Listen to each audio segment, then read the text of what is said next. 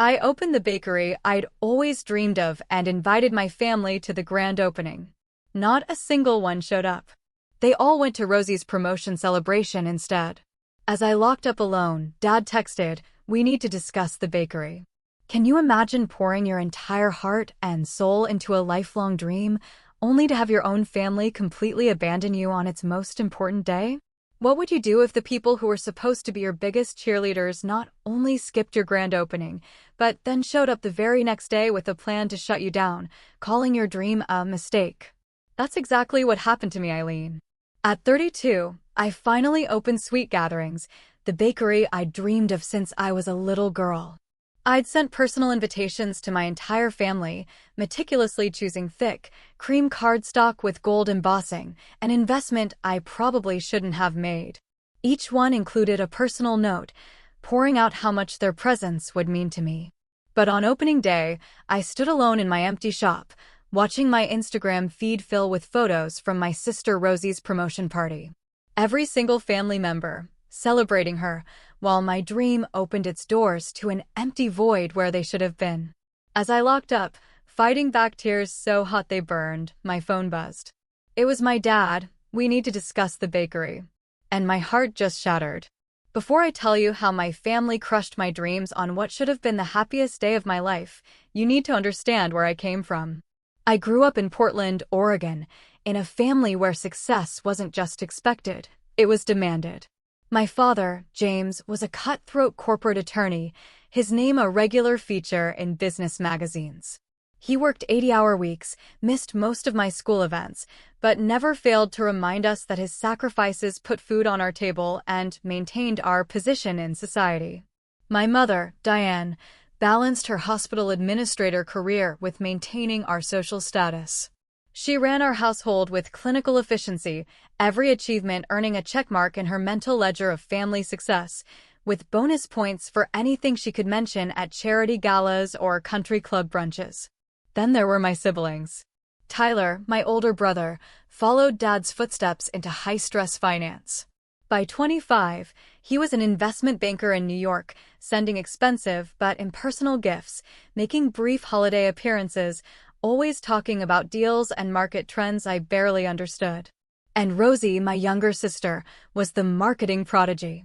She climbed the corporate ladder at one of those trendy tech companies with beanbag chairs and cold brew on tap. Mom and Dad absolutely beamed with pride at every promotion, every salary increase, every company perk Rosy flaunted on her perfectly curated social media. And then there was me, the middle child. The one with flour perpetually under her fingernails.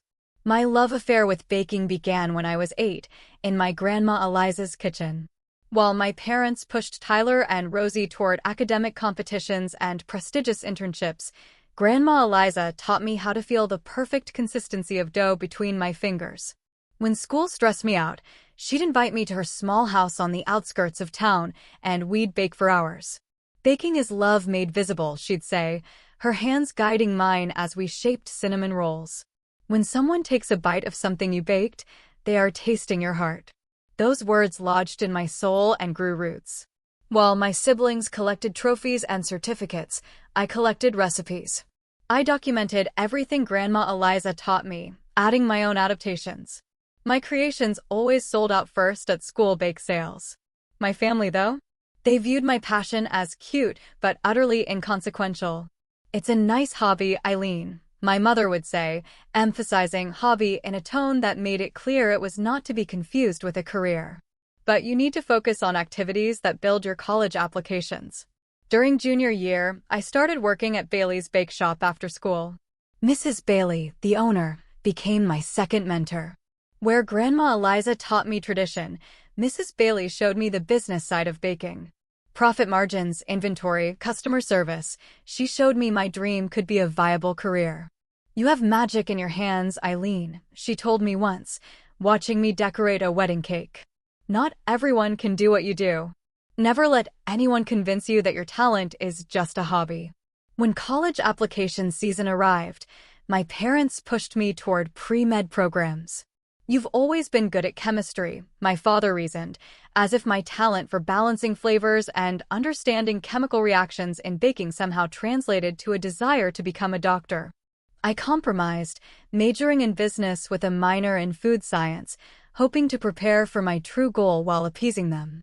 During my sophomore year, Grandma Eliza passed away. At the reading of her will, I was surprised to learn she'd left me her modest savings account. To Eileen, the will stated, who understands that the most important ingredients in any recipe are passion and love. It wasn't enough to open a bakery immediately, but it was seed money. A vote of confidence from the one person who had always believed in my dream. After college, while my siblings launched their impressive careers, I worked 3 jobs to save more money for my bakery. I was a barista in the mornings, an office assistant during the day, and baked custom cakes and pastries from my tiny apartment kitchen on weekends. My family viewed this as my finding myself period, expecting me to eventually give up and pursue a real career. Law school applications are still an option, Dad would casually mention. My firm is always looking for bright young associates. Mom would add, the hospital has a management training program. I could put in a good word. But my vision for sweet gatherings grew clearer with each passing year. I didn't want just any bakery. I wanted a place that embodied the warmth I felt in Grandma Eliza's kitchen, a gathering spot where people could connect over delicious food made with care. I envisioned comfortable seating, where neighbors would become friends, where families would create traditions. I wanted display cases filled with both innovative creations and perfected classics, including many of Grandma Eliza's recipes. For 7 years, I worked, saved, researched locations, refined my business plan, and built my recipe portfolio. Each step brought me closer to my dream, even as my family continued to view it as a phase I would eventually outgrow. Then I found it.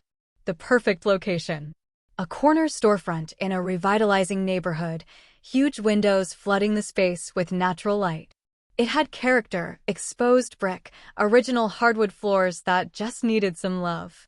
Most importantly, it was within my budget, thanks to Grandma Eliza's inheritance and my years of dedicated saving. When I called my family to share the exciting news about signing the lease, their reactions were exactly as I'd expected. Yet, disappointing all the same. A retail lease in this economy? Dad's voice carried the same dismissive tone he used when discussing risky investments. Send me the paperwork before you sign anything. Better yet, I could invest in this venture and help guide it properly. I knew what that meant. His investment would come with control, his vision superseding mine until sweet gatherings became unrecognizable from my dream. Mom's response was equally disheartening. Honey, the restaurant industry has such a high failure rate. It's not too late to apply to graduate school. I ran into Dr. Levinson last week, and he mentioned their hospital administration program is still accepting applications.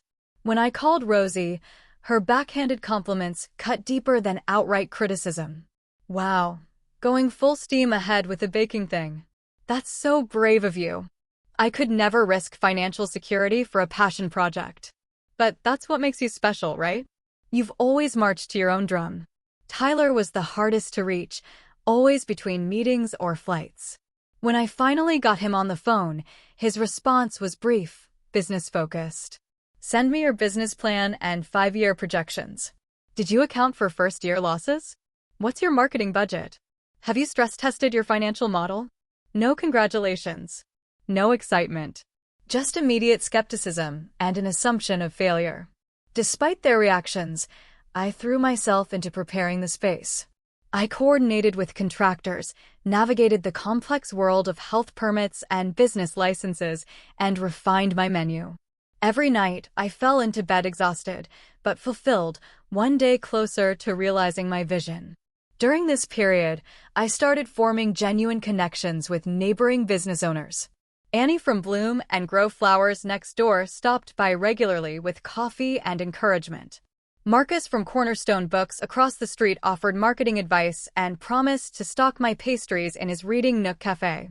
We newcomers need to stick together, Annie said one day, as we sat on paint buckets in my half-renovated space. This neighborhood has real community potential, and businesses like yours will be the heart of it. As opening day approached, I created a special menu featuring items inspired by my family. I hoped their namesake creations would communicate what I struggled to express in words, that despite our differences, they remained important to me. There was James' Power breakfast scone with espresso and dark chocolate for Dad. Diane's elegant Earl Grey cake with lavender buttercream for Mom. Tyler's Wall Street walnut brownies with cream cheese swirls. And Rosy's marketing maven macarons in bright, Instagram-worthy colors. At the center of my display plan was a special corner dedicated to Grandma Eliza. I framed her photo alongside her handwritten recipe cards for cinnamon rolls and apple pie, the first recipe she ever taught me. I even renovated her old wooden rolling pin and placed it on a custom shelf, a tribute to her enduring influence.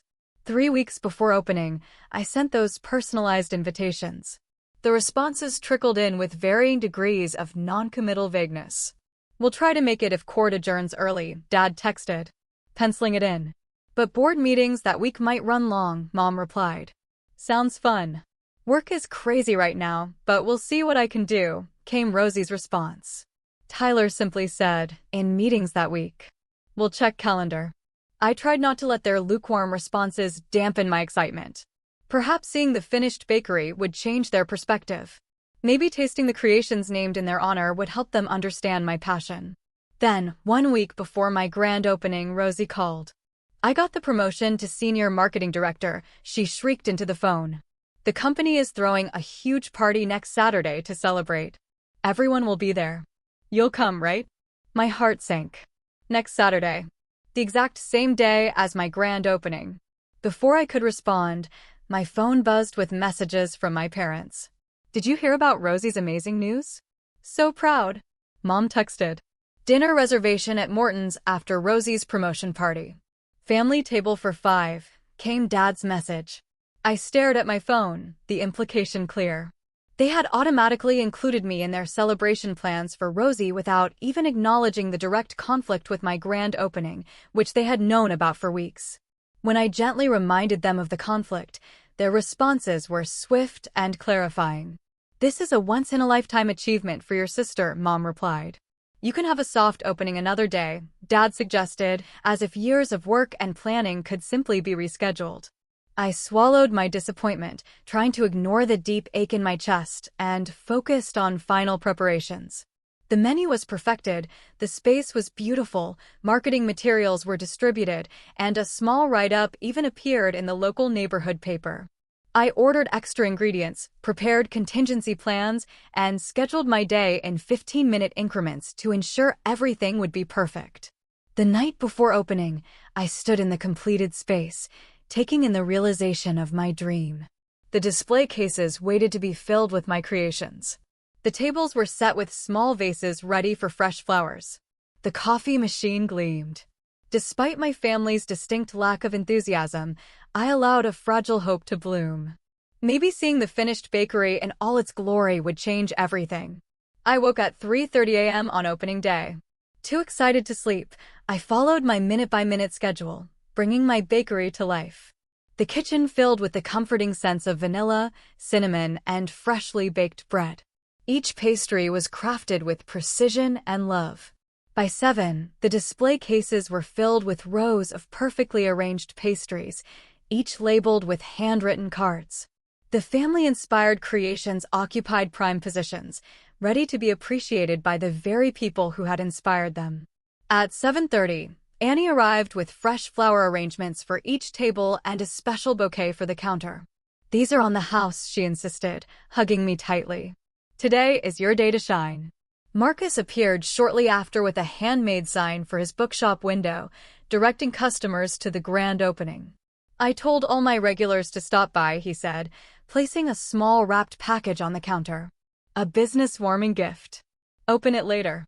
Their genuine support felt like a balm to my anxious heart. As the clock approached 9, the official opening time, I checked my phone. Nothing. No messages from my family. I sent a group text with a photo of the ready bakery. "All set for opening. Hope to see you soon." No response. At 9, I unlocked the doors, flipped the sign to open, and welcomed my first customers. A steady stream of neighbors and curious locals filled the morning hours. They ordered coffee, purchased pastries, and many stayed to enjoy their treats. The feedback was overwhelmingly positive. "These cinnamon rolls are the best I have ever had," one woman exclaimed. "I am definitely making this my regular morning." "Stop," a man in a business suit declared. Between serving customers, my eyes constantly darted to the door, my hand itching to check my phone. Each time the bell above the entrance chimed, my heart leaped with hope that it would be a family member. Each time my phone buzzed, I checked it immediately, only to find notifications from service providers or congratulatory messages from friends. By 11, I had served several dozen customers, but the faces I most wanted to see remained absent. I sent another text to my family. "Great turnout so far. Special treats with your names on them waiting for you." Still nothing. At noon, during a brief lull, I checked social media and immediately wished I hadn't.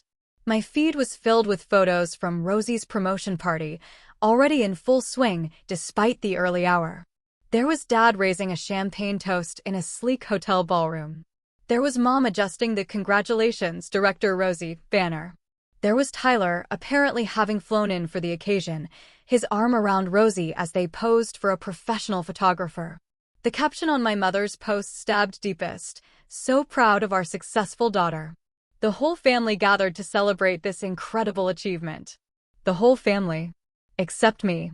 I put my phone away and plastered on a smile as the afternoon crowd began to arrive. The initial rush had slowed, and though a steady trickle of customers continued, it was clear that opening day sales would not meet my projections. Each hour that passed with empty tables felt like a personal failure, despite the genuine enthusiasm of those who did visit. A local reporter, Lucy Chan from the Neighborhood Chronicle, who had promised to cover the opening, arrived around 2. She observed my frequent glances toward the door and my increasingly hollow smiles. "Family couldn't make it?" she asked gently as she interviewed me about the bakery. I considered lying, but opted for a simple truth. They had another commitment. Lucy's eyes softened with understanding. She shifted her interview questions to focus on my passion for baking and my vision for sweet gatherings as a community space. Her kindness nearly broke my professional composure, but I managed to maintain my smile until she left, promising a feature in the next edition. By 5 o'clock in the afternoon, the truth was unavoidable. Not a single family member had come. Not one had even called or texted during business hours. The special pastries I had created in their honor remained largely unsold, their handwritten name cards a painful reminder of my naive hope. As closing time approached, customers dwindled to none. I began the cleanup process with mechanical movements, washing dishes, wiping counters, storing unsold pastries. The day's sales had covered basic expenses, but nothing more. Social media posts from Rosy's celebration continued to appear, each one a fresh wound. Videos of speeches, photos of expensive gifts, images of the family I had been born into celebrating without me. At 6:45, 15 minutes before closing, my phone finally buzzed. It was Dad. "We need to discuss the bakery." No congratulations. No explanation for their absence. No acknowledgement of my achievement or their broken promises to attend. Just a businesslike statement that implied problems needed solving. As I turned the sign to closed and locked the front door, the emotions I had been suppressing all day finally broke through. Alone in my beautiful bakery, surrounded by the physical manifestation of my dream and the crushing evidence of my family's indifference, I sank to the floor and sobbed. I don't know how long I sat there crying when a gentle knock on the glass startled me. Annie and Marcus stood outside, concerned faces peering in. I wiped my tears and let them in. "We thought you might need friends tonight," Annie said, holding up a bottle of champagne. "First day of business calls for a proper celebration, whether it was perfect or not," Marcus added, producing 3 glasses from a tote bag. As we sat at one of the tables, toasting my bakery despite the day's disappointments, I realized something important. The family I had been born into might never understand or value my dream. But perhaps I was finding a new kind of family, right here in this neighborhood, with people who showed up when it mattered. The morning after my grand opening, I arrived at the bakery early to prepare for my second day of business. Determined to move forward despite yesterday's profound disappointment, I focused on adjusting my offerings based on what had sold well. I was elbow-deep in dough when the bells above the door jingled. Glancing at my watch, I realized I'd forgotten to lock the front door, and it was still 30 minutes before opening time. "Sorry, we're not open yet," I called out, not looking up from my work. "That's apparent from the empty tables," my father's crisp voice replied. My head snapped up. There, filing into my bakery like a corporate delegation, was my entire family. Dad led the way in a business suit, leather portfolio tucked under one arm. Mom followed, her critical gaze sweeping the space, noting every detail with the same expression she used when inspecting hospital departments. Rosy entered next, designer handbag swinging from her elbow, sunglasses perched on her head despite the cloudy morning. A tablet in her hand displayed Tyler's face, apparently video calling in from New York. "What are you doing here?" I asked, wiping flour from my hands, my voice tight. "Family meeting," Dad announced, selecting the largest table and gesturing for everyone to sit. "We need to discuss the bakery situation." "I'm preparing for customers," I said, glancing at the clock. "We open in 30 minutes. Based on what we observed yesterday, I doubt you'll be overwhelmed with business," Mom said, her tone sympathetic, but her words cutting like a knife. I flinched, but tried to maintain composure. "You observed? None of you were here yesterday." "Social media exists for a reason," Rosy quipped, tapping her phone. "The geotags and check-ins for this place were hardly breaking the internet." My brother's tiny voice emerged from the tablet. "I reviewed the neighborhood demographics and foot traffic patterns. This location has problematic fundamentals for a specialty food business." They had been monitoring my opening day from afar while celebrating Rosy. The realization added fresh, burning pain to yesterday's wounds. Dad opened his portfolio and removed a stack of papers. "We have been discussing your situation, Eileen, and we believe we have a solution that will minimize damage." "My situation?" I echoed, anger beginning to simmer beneath my shock. "Eileen, honey," Mom leaned forward, her voice dropping to the gentle, practiced tone she used when delivering bad news to hospital patients. "We all understand the appeal of following a dream, but sometimes dreams need to be adjusted to align with reality. We can help you sell this place before you lose everything." Dad continued, sliding documents across the table. "I've contacted a commercial real estate agent who specializes in restaurant properties. He believes with minimal losses, we can get you out of this lease and recoup some of your investment." I stared at the papers, realizing they were pre-filled listing agreements, ready for my signature. They had prepared these before even seeing my bakery in operation for a full day. Mom reached into her purse and withdrew several folded papers. "I took the liberty of completing medical school applications for 3 programs that accept late admissions. Your undergraduate grades were strong enough that with the right personal statement explaining this detour, you could begin classes this fall." Tyler's face on the screen looked almost bored. "I've run the numbers, Eileen. Based on industry averages and your location, you're looking at insolvency within 4 months. 6 if you drastically cut expenses, which would further compromise quality and accelerate the failure cycle." Rosy, who had been taking photos of my bakery while they talked, finally joined the conversation. "Look, it's not all bad news. I convinced my boss to open an entry-level position in our marketing department. The pay isn't great, but with your background, you could move up quickly." "I'm not supposed to show favoritism, but," she shrugged, her expression making it clear this was a major concession offered out of pity. They continued talking over each other, outlining my failure and their solutions. My dream reduced to a problem requiring their intervention. My years of work dismissed as a misguided phase. Their absence yesterday reframed as rational detachment rather than hurtful abandonment. As they spoke, the bells above the door jingled again, and Mrs. Bailey walked in, carrying a small gift basket. She stopped short at the sight of my family gathered around the table. "Eileen, dear, I came to congratulate you on your opening." "Is this your family?" she asked, approaching with a warm smile. Dad glanced up with the dismissive expression he reserved for service personnel. "We're in the middle of a private discussion." Perhaps you could return during business hours. Mrs. Bailey's smile did not waver. I'm Adelaide Bailey, owner of Bailey's Bake Shops. Well, Bailey's Bake Shops now, since we've expanded to 5 locations. She extended her hand, which Dad suddenly seemed much more interested in shaking. I've known Eileen since she was 16 and recognized her exceptional talent immediately. The atmosphere shifted subtly. Success was a language my family understood, and Mrs. Bailey spoke it fluently. Mom straightened in her chair. Rosy lowered her phone. Even Tyler's expression on the tablet screen sharpened with interest. 5 locations, Dad repeated, a hint of awe in his voice. That's quite an accomplishment in such a competitive industry. Indeed.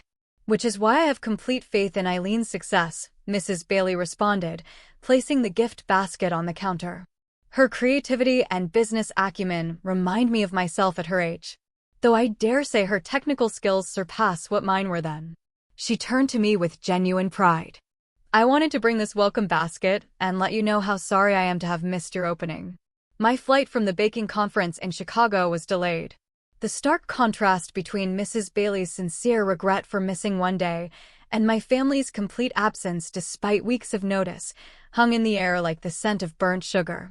You know, Mrs. Bailey continued, seemingly oblivious to the tension, Eliza spoke of her granddaughter's talent constantly at our community baking club. She always said you would surpass all expectations, Eileen. She believed your understanding of how food brings people together was your true gift. A memory surfaced then, sharp and painful, Grandma Eliza trying to convince my parents to attend my high school culinary showcase. Their polite refusals. Her disappointed but unsurprised expression. She had always known they would never understand my passion. Something inside me broke and reformed in that moment, stronger and more defined. Why did none of you come yesterday? I asked, interrupting whatever financial point Tyler was making through the tablet. An uncomfortable silence fell. My family exchanged glances of familiar, silent communication. We told you, Rosy's promotion party, Mom finally said. It was a conflict we could not avoid, Dad added. The company CEO was there, Rosy pointed out. It was a career-defining moment. I shook my head. The party started at noon. My opening began at 9. You could have come for even 30 minutes. One of you. Any of you. More uncomfortable silence. Just tell me the truth, I pressed, my voice trembling but firm. For once, be honest about why my bakery, my dream, was not worth even a brief appearance. It was Tyler who finally spoke the truth, his digital presence perhaps making honesty easier. The family discussed it, Eileen, and decided that attending Rosy's event sent the right message about what achievements the family values. The words hit me like a physical blow. You discussed it? All of you? You made a collective decision not to support me. Mom flushed, but lifted her chin defensively. Real achievements deserve real celebrations, Eileen. Your sister has worked incredibly hard to earn her position. And I haven't? I gestured around at my bakery, my voice rising, fueled by years of suppressed frustration. I have worked 3 jobs for 7 years to save for this place. I have tested hundreds of recipes, built a business plan, secured a lease, navigated permits and health codes, and created something from nothing. How is that not an achievement? It's a nice effort, Eileen, Dad said in his most patronizing tone. But let's be realistic about the difference between opening a small bakery and becoming the youngest director in a Fortune 500 company. We're trying to help you, Mom added, concern etched on her face. Before this situation becomes any more financially damaging, Dad tapped the listing agreements. You have 2 choices, Eileen. You can sign these papers and begin the process of extracting yourself from this mistake with our help, or you can continue on this path without our support, financial or otherwise. The ultimatum hung in the air between us. I looked at each of their faces, seeing not malice, but a genuine belief that they were acting in my best interest. They truly could not see the value in what I had built because it did not align with their definition of success. Mrs. Bailey placed a steadying hand on my shoulder. The first customers of the day were peering through the front windows, waiting for opening time. I think you all need to leave now, I said quietly, the words feeling heavy, yet strangely liberating. I have a business to run. Eileen, Dad began, his voice hardening. No, the word came out stronger than I expected, filled with a resolve I hadn't known I possessed. For my entire life, you have treated my passion as a phase to outgrow, a hobby to indulge, or a mistake to correct. Not one of you showed up yesterday for the most important day of my professional life. Now you arrive with plans to dismantle my dream before it has even had a chance to succeed. I do not want your help. Not like this. I walked to the door and held it open. Please leave. Customers are waiting. They gathered their papers slowly, expressions ranging from shocked to hurt to angry. As they filed past me, Dad paused. This conversation is not over, he said quietly. His eyes cold. When you're ready to be reasonable, call us. The bells jingled as they departed, and I welcomed my first customers with a professional smile that hid the storm raging within. The week following my family's impromptu intervention was the darkest period since opening Sweet Gatherings. Despite my brave stand that morning, their words had planted seeds of doubt that grew with each slow business day. My initial creative energy dimmed, and I found myself going through the motions of running the bakery, without the passion that had previously fueled every batch of dough. Sales declined. Customers, I could tell, sensed the difference in both the atmosphere and the food.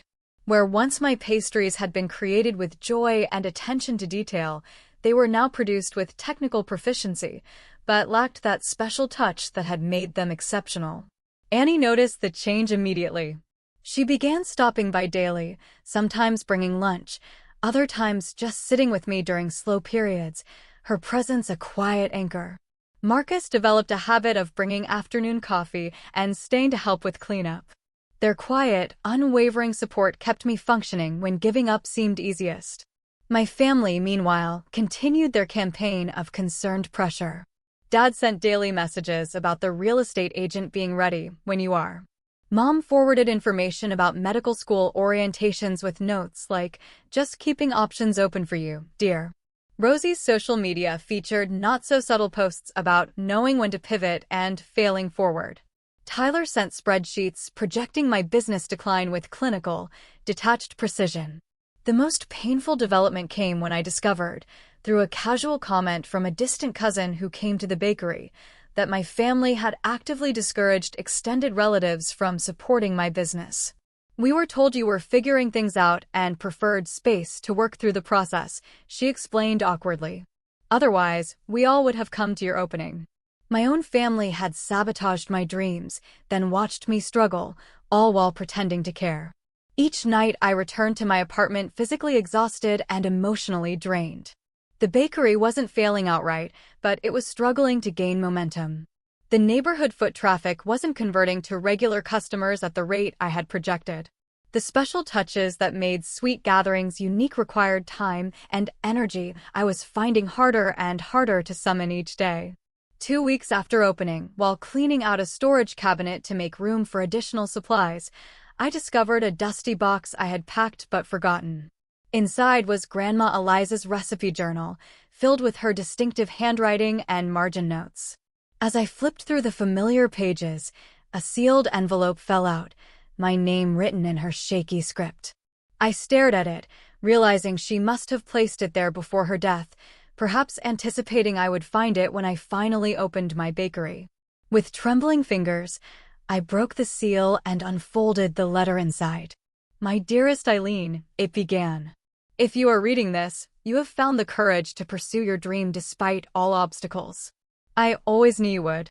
From the first time your little hands pressed into dough beside mine, I saw in you a special gift, not just for baking, but for understanding how food brings joy and connection to others.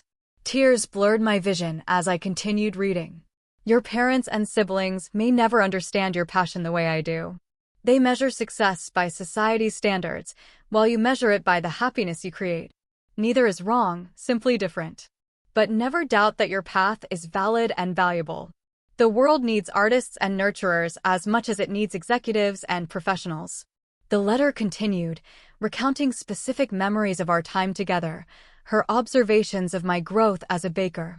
She mentioned recipes we had created, techniques she had taught me, and moments when my unique perspective had improved a traditional approach.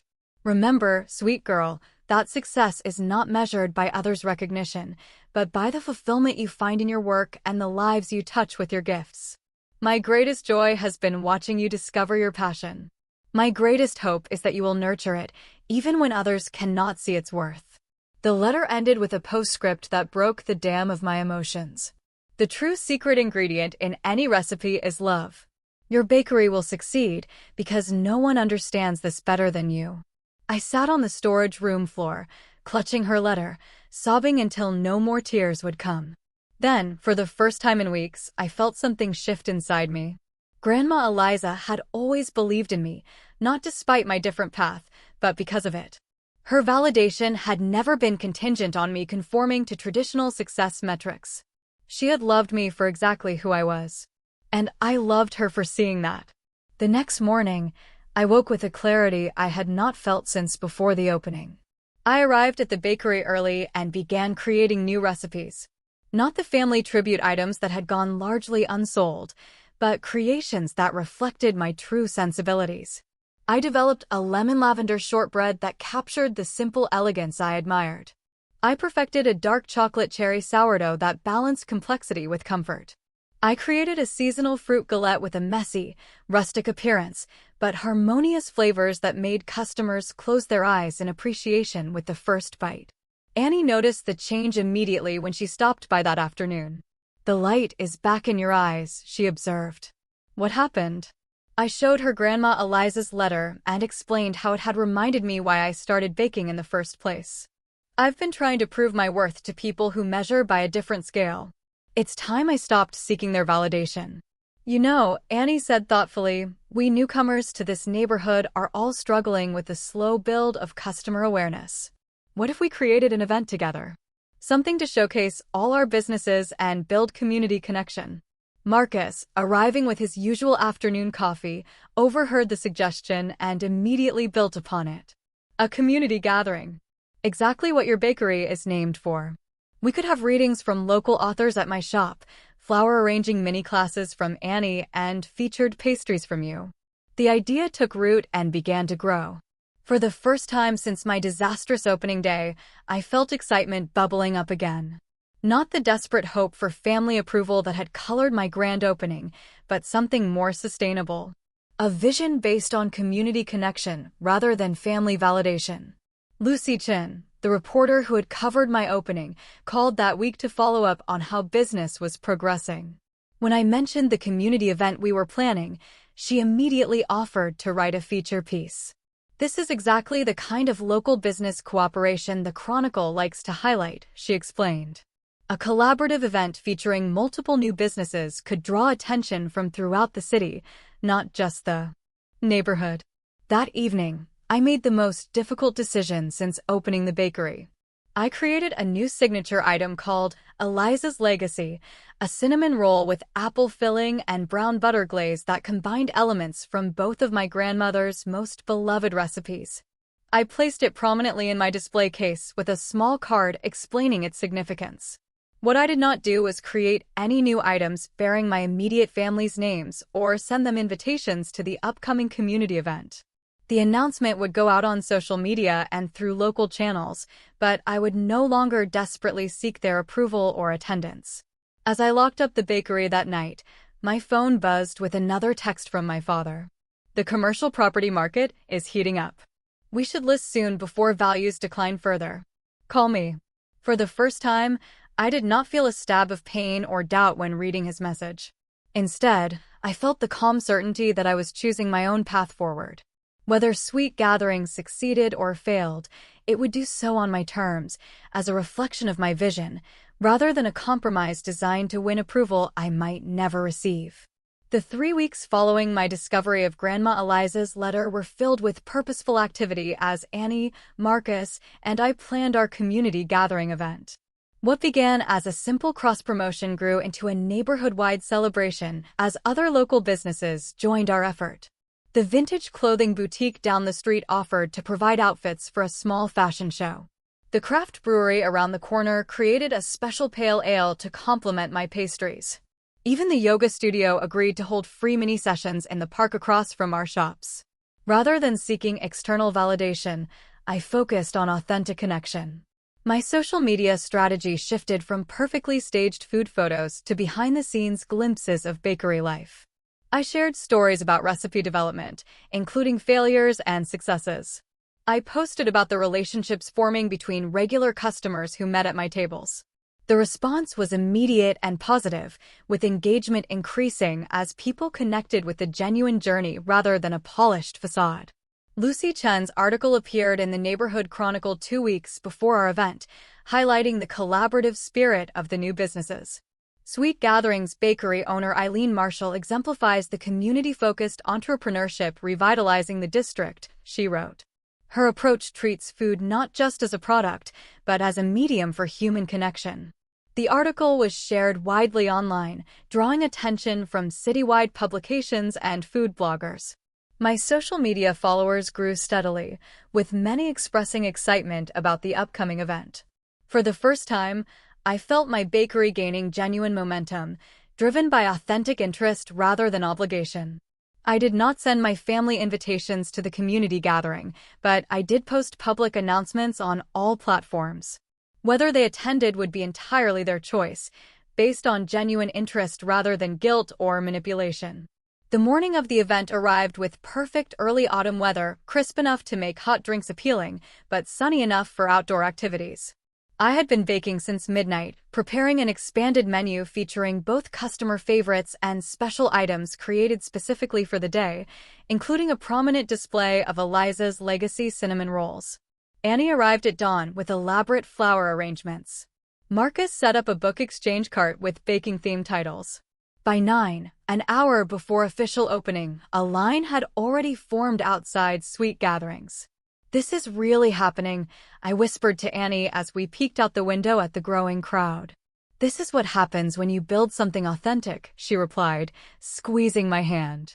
When we opened the doors, people flowed in steadily, filling the bakery with energy and conversation.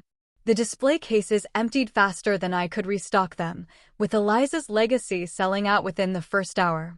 Every table was filled with customers sharing space with strangers who quickly became conversation partners.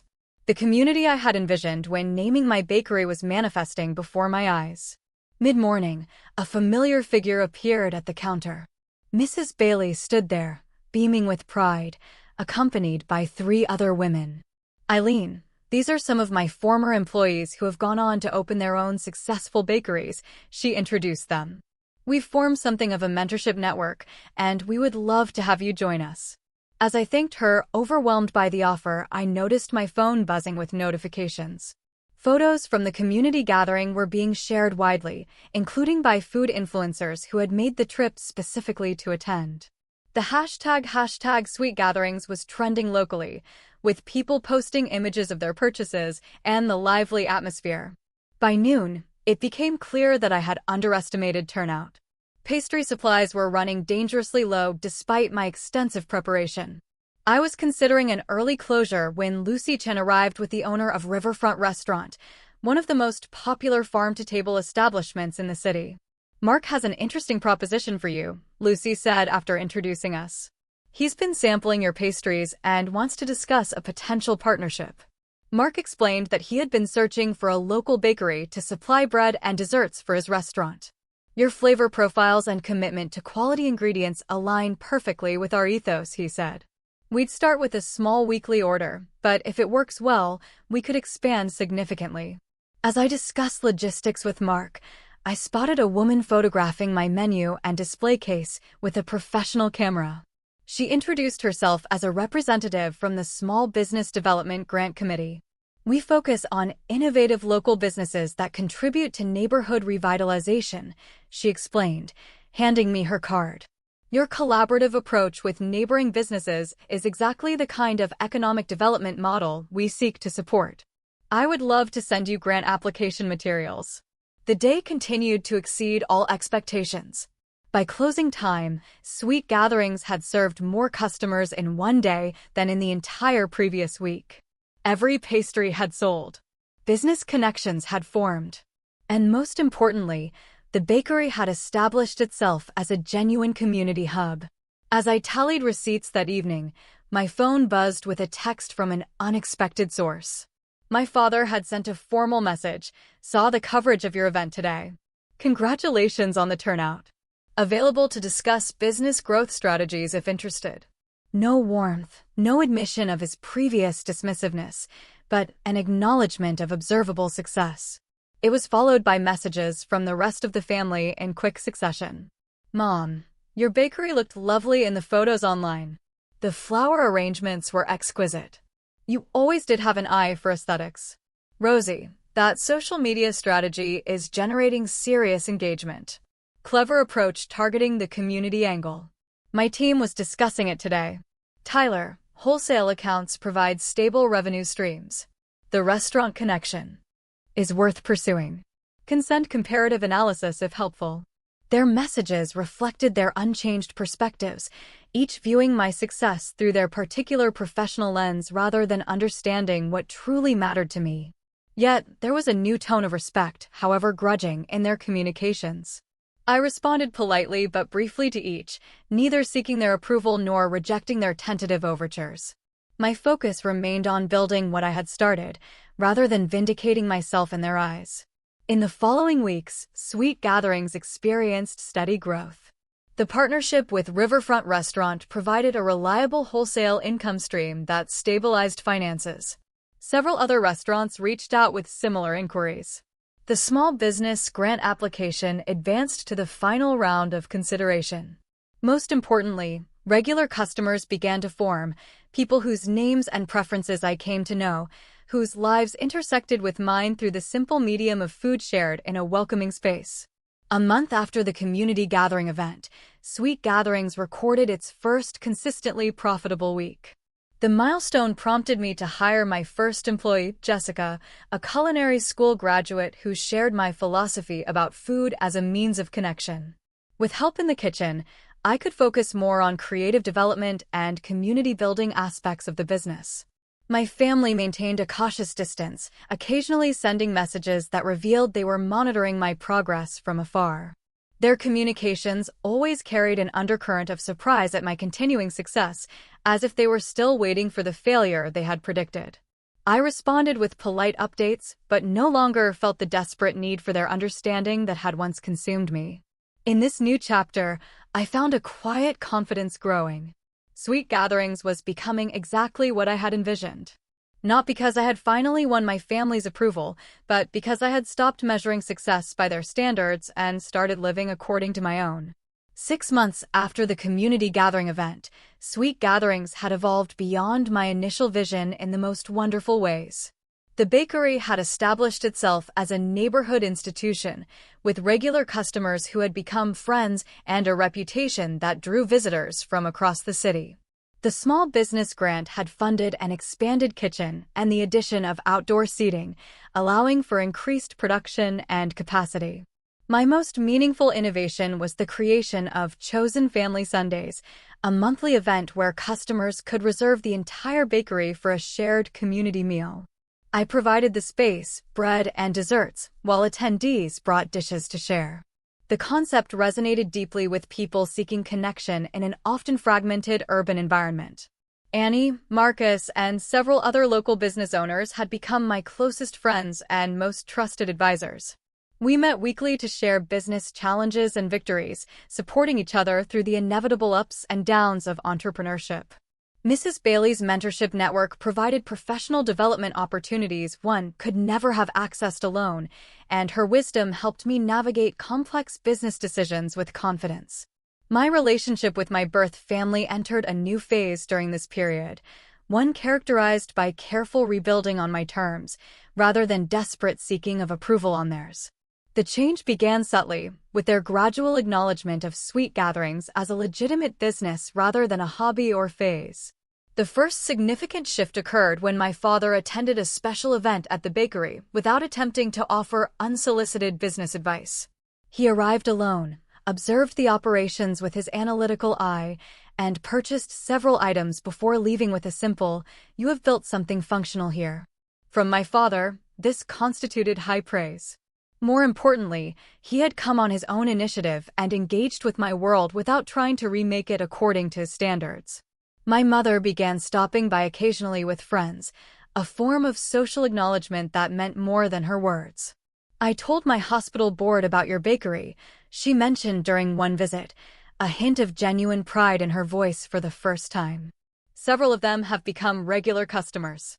Rosy's approach to reconciliation involved professional respect before personal connection. Your social media presence has serious engagement metrics, she noted during a rare Sunday visit. My team actually referenced your community building strategy in a recent presentation. Later, more quietly, she added, I think I've been comparing our accomplishments since we were kids. Maybe we could just be sisters instead of competitors. Tyler made the most dramatic gesture, flying in from New York specifically to visit the bakery. He arrived with his usual spreadsheets, but also with uncharacteristic humility. Your financial trajectory has defied standard industry projections, he admitted. I was working from models that did not account for the community investment factor you prioritized. There are some lessons here for traditional business approaches. I welcomed these overtures with cautious optimism. The wounds from their absence at my opening and their subsequent intervention attempt had healed but left scars. I established boundaries around how we discussed my business and my choices, making it clear that respectful engagement was welcome while controlling behavior was not. I'm open to rebuilding our relationship, I told my father during a particularly honest conversation, but that requires acceptance of who I actually am, not who you wish I would become. The most profound healing in my life, however, had nothing to do with family reconciliation. It came from the realization that my worth was not determined by their validation. The journey from seeking their approval to finding my own measure of success had transformed me in ways that extended far beyond business ownership. As Sweet Gatherings thrived, I expanded the space to include Eliza's Corner, a special area featuring my grandmother's photo, recipe books, and a small library of baking resources. This space became the heart of our community outreach programs, including free baking classes for underprivileged youth and a weekly senior citizens coffee gathering. A year after opening, Sweet Gatherings was featured in a national publications article on community-centered business models driving neighborhood revitalization. The writer highlighted not just the quality of our products, but the intentional cultivation of connection that made the bakery special. Marshall has created more than a successful business, the article concluded. She has established a template for how commercial spaces can foster genuine community in an age of digital isolation. On the first anniversary of Sweet Gatherings, we hosted a celebration that filled the bakery and spilled out onto the sidewalk. My family attended, not as central figures, but as guests among many, taking their place in the wider community that had embraced my vision. As I looked around at the gathering that evening, I realized how perfectly the reality had come to match the name I had chosen. Sweet Gatherings had indeed become a place where sweetness, both literal and metaphorical, brought people together. The journey had not followed the path I initially imagined, but it had led to a destination more meaningful than I could have planned. The most valuable lesson I learned throughout this year was not about business strategy or even about baking. It was about the nature of validation and the source of true confidence. My family's inability to recognize the value in my dream had initially seemed like the greatest obstacle to my success. In reality, it became the catalyst for my most significant growth. Sometimes our dreams succeed not despite family disappointment, but because it forces us to find our true strength. When external validation disappears, we must learn to trust our own vision and values. That painful process of separation and self-trust ultimately leads to more authentic achievement than success that comes through conforming to others' expectations. As the anniversary celebration wound down, I found a quiet moment to thank the people who had truly supported my journey. Not with grandiose speeches, but with the simple, honest connection that had become the hallmark of Sweet Gatherings. I would love to know if any of you have experienced something similar in your own lives. Have you ever had to choose between following your passion and meeting others' expectations? Did you find your own version of chosen family along the way? Tell me what you think. I really want to know.